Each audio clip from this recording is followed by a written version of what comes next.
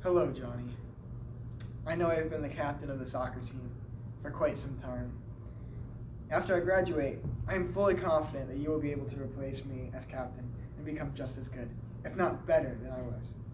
If it's alright with you, I want to tell you about my experience with the virtue of love. I also wish to warn that just because you may know how to lead and that you love playing the game in a Christian manner, it does not mean that you will execute the plan the way you would like. One resource that helped me grow throughout my career was the writings of St. Augustine.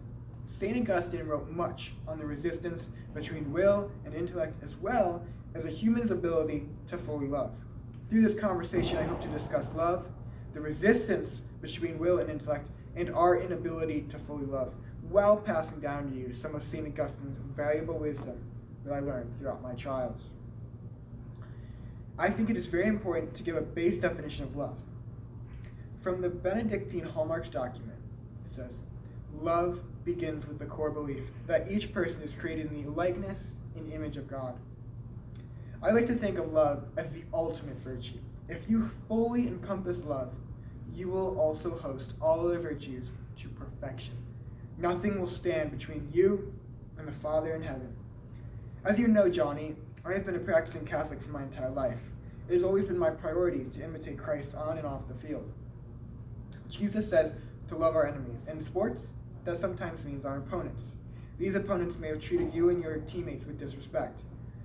They may have spit on your field and dishonored your name. But still, in Luke 27, Jesus says to his disciples, love your enemies, do good to those who hate you, bless those who curse you, and pray for those who mistreat you. However, many times on the soccer field, I've ignored this verse and failed to love. One game in particular, we were playing against our rival, the Scarlet Knights. As you know, the Scarlet Knights have the reputation for being the dirtiest team in the league.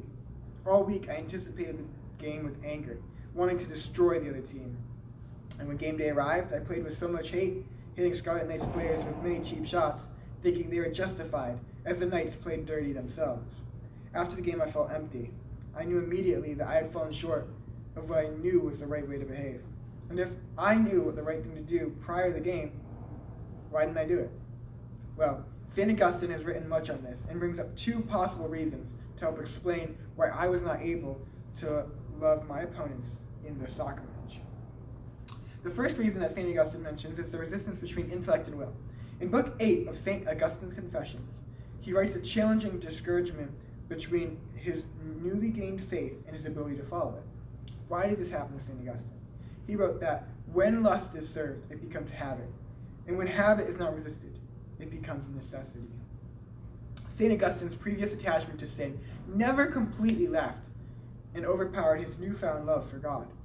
Although St. Augustine may have not voluntarily chosen to create the habit, St. Augustine admitted that it was he who gave power to the chains of the lustful habits, and it was he who refused to become your soldier. He was in a battle of flesh against spirit, and spirit against flesh. And the decisions that St. Augustine made previous to the moral act of his will created the habit. So he is saying that the voluntary action to disobey the will predominantly started when he originally fed his first lust that led to the evil habit. And when applying St. Augustine's reasoning to my soccer game, my original disobeying of the will would have started prior to the game. For me, that was the hateful anticipation of the opponent the week before the match. Every time I envisioned hurting a player from the other team before the match, I would be feeding into that lust. So by the time the game came, I had already formed an evil habit which overpowered the intellect that I had.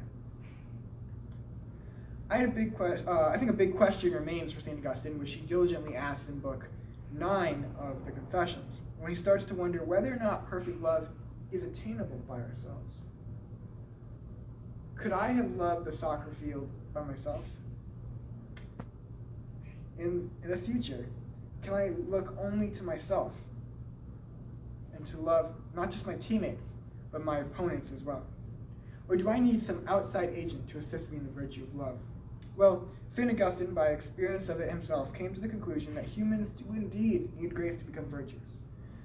One specific moment of grace, which St. Augustine mentioned, was on one occasion when he was reading Holy Scripture.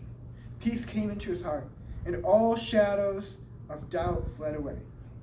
It was at that moment that God gave St. Augustine the grace to have a peaceful heart which could host a virtue such as love. From understanding St. Augustine, it is fair to conclude that I did choose to feed my hatred to my opponents on the soccer field this week before the match. It slowly became a habit which I could not control in the moment. Furthermore, I will need God's grace to exemplify the virtue of love. So, for my future, I need to kill my lust before it becomes a habit and ask God for the grace that I need to best love Him and His creation.